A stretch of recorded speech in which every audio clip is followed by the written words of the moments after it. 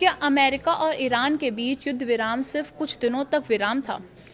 क्या दोनों देशों के बीच एक बार फिर जंग शुरू हो चुकी है? और आखिर ऐसा क्या हुआ कि युद्ध को रोकने के समझौते के बाद अमेरिकी लड़ाकू विमान फिर से ईरान पर बम बरसाने लगे? दरअसल शुक्रवार को अमेरिका ने ईरान के कई सैन्य ठिकानों पर एयर स्ट्राइक की। इसके कुछ देर बाद ईरान की इस्लामिक रेवोल्यूशनरी गार्ड कॉर्प्स यानी IRGC ने दावा किया कि उसने भी जवाबी कार्रवाई करते हुए अमेरिका के सैन्य ठिकानों को निशाना बनाया है। तो क्या मध्य पूर्व एक बार फिर बड़े युद्ध की ओर बढ़ रहा है?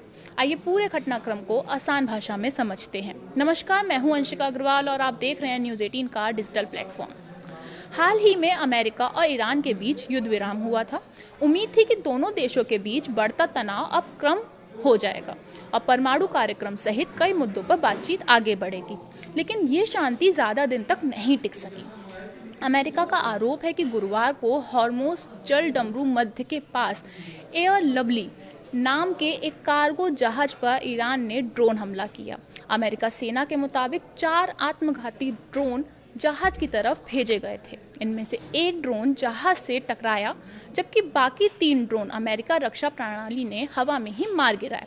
यहीं से पूरे विवाद ने नया मोड़ ले लिया। अमेरिका सेंट्रल कमांड यानी सेंटकॉम ने इस ड्रोन हमले को युद्ध विराम का उल्लंघन बताया। इसके जवाब में अमेरिकी लड़ाकू विमानों ने ईरान के कई सैन्य ठिकानों पर सटीक हमले किए। अमेरिका के मुताबिक इन हमलों में मिसाइल और ड्रोन स्टोरेज साइट्स के अलावा समुद्री सीमा के पास मौजूद रडार सिस्टम को भी निशाना बनाया गया था। वॉशिंगटन का कहना है कि ये कोई नया युद्ध शुरू करने की कोशिश नहीं थी, बल्कि युद्ध विराम तोड़ने की कथित कार्रवाई का जवाब था। यानी अमेरिका का दावा है कि उसने केवल सीमित सैन्य कार्रवाई की है। अमेरिका हमलों के कुछ ही समय बाद ईरान ने भी जवाबी कार्रवाई का दावा किया। ईरान की इस्लामिक रेवोल्यूशनरी गार्ड कॉर्प्स यानी IRGC ने कहा कि उसने खाड़ी क्षेत्र में मौजूद अमेरिकी सैन्य ठिकानों पर निशाना बनाया है।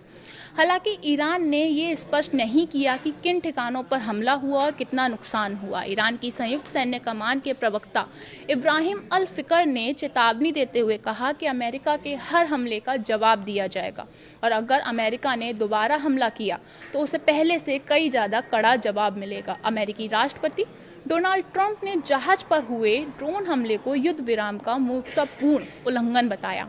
उन्होंने कहा कि एक महंगे कार्गो जहाज को निशाना बनाना स्वीकार नहीं किया जा सकता। जब पत्रकारों ने उनसे पूछा कि क्या अमेरिका जवाब देगा, तो उन्होंने केवल इतना कहा, आपको जल्द पता चल जाएगा। और कुछ ही घंटों बाद अमेरिकी सेना ने ईरान के सैन्य ठिकानों पर हमला कर दिया। सबसे बड़ा सवाल यही है, क्या अमेरिका और ईरान फिर से पूर्ण युद्ध की ओर बढ़ रहे हैं?